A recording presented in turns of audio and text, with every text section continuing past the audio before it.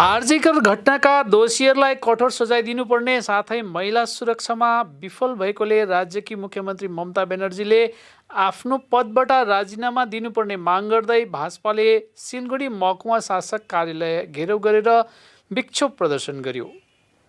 RG Kar medical कलेजको घटनालाई लिएर भाजपाले लगातार आन्दोलन गरिरहेको छ। कहिले सडक मोड लिएर र्याली त कहिले 12 घण्टा बन्द गरेर भाजपाले आरजीकर घटनालाई लिएर राज्य सरकारलाई लगातार घेराउ गरिरहेको छ।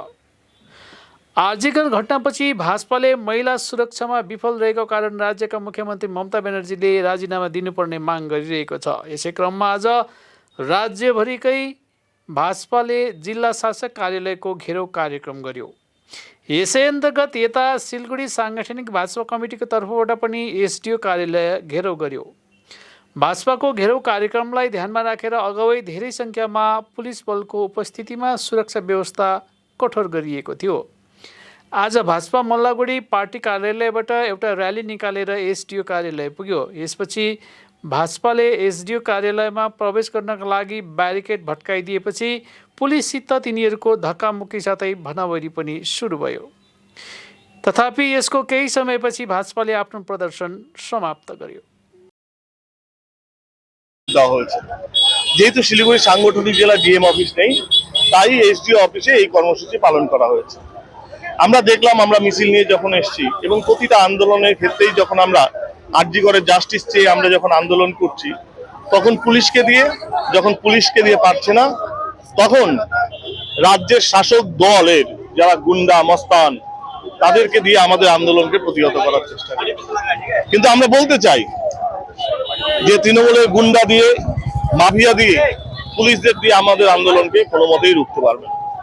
ভারতীয় জনতা পার্টি যতক্ষণ পর্যন্ত পশ্চিমবঙ্গের মুখ্যমন্ত্রী মমতা বন্দ্যোপাধ্যায়কে পশ্চিমবঙ্গের মুখ্যমন্ত্রী পদ থেকে সরাতে না পারবো, ততক্ষণ পর্যন্ত আমাদের আন্দোলন চলবে। কারণ আমরা আজকে দেখছি পশ্চিমবঙ্গে প্রতিনিয়ত যখন আরজিকর নিয়ে দেশ উত্তাল, তারপরেও প্রতিদিন ধর্ষণ শ্লীলতাহানির ঘটনা ঘটছে। এবং আমরা যে শিলিগুড়িতে বাস করি, যে শিলিগুড়িতে এতদিন এইরকম ঘটনা ঘটা শুনিনি আমরা, কিন্তু গত 3 দিনে বেশ কয়েকটা ধর্ষণ, খুন এবং শ্লীলতাহানির ঘটনা ঘটছে। কিসের জন্য ঘটছে সারা রাজ্যব্যাপী এই ঘটনা? কারণ মুখ্যমন্ত্রী এই 13 বছরে যতগুলো ধর্ষণের ঘটনা ঘটেছে তাকে আড়াল করার চেষ্টা করেছে। কখনো বলেছেন, যখন পার্ক স্ট্রিটের ঘটনা ঘটেছেন তখন বলেছেন যে খদ্দেরের সাথে কথোপকথনের জন্য এই ঘটনা ঘটেছে। দৈমন্তী সেন যদি না থাকতেন তাহলে আমরা জানতেই পারতাম না পার্ক স্ট্রিটের আসল ঘটনা। আমরা কামদুনি ঘটনা দেখেছি, তিনি কি বক্তব্য দিয়েছিলেন। ঠিক আরজিকরের ক্ষেত্রেও তাই। যখন আরজিকরের সেই ডাক্তারকে নৃশংসভাবে খুন করা হয়েছে, তারপরে মুখ্যমন্ত্রী তাকে আত্মহত্যা বলে চালানোর চেষ্টা করেছে এবং সমস্ত প্রমাণ লোপাট করেছেন মুখ্যমন্ত্রী মমতা বন্দ্যোপাধ্যায় পুলিশকে দিয়ে, যিনি একদিকে মুখ্যমন্ত্রী, স্বাস্থ্যমন্ত্রী এবং পুলিশ মন্ত্রী। যখন রাষ্ট্রের স্বাস্থ্যের কর্মরত অবস্থায় একজন ডাক্তারের এই অবস্থা হয়, তার দায় নিয়ে মুখ্যমন্ত্রী মমতা বন্দ্যোপাধ্যায়কে পদত্যাগ করা উচিত। আমরা তাই আজকে এই কর্মসূচি পালন করলাম। আগামী 4 তারিখ আমরা প্রত্যেকটা ব্লক এবং শিলিগুড়ি মিউনিসিপাল কর্পোরেশনের সামনে আমরা অবস্থান বিক্ষোভ করব দুপুর 12টা থেকে বিকেল 4টে পর্যন্ত। এবং আগামী 6 তারিখ আমাদের প্রত্যেকটা মণ্ডলে আমরা 12টা থেকে 2টো পর্যন্ত রাস্তা বন্ধ করব, চাক্কা জাম করব এই কর্মসূচি।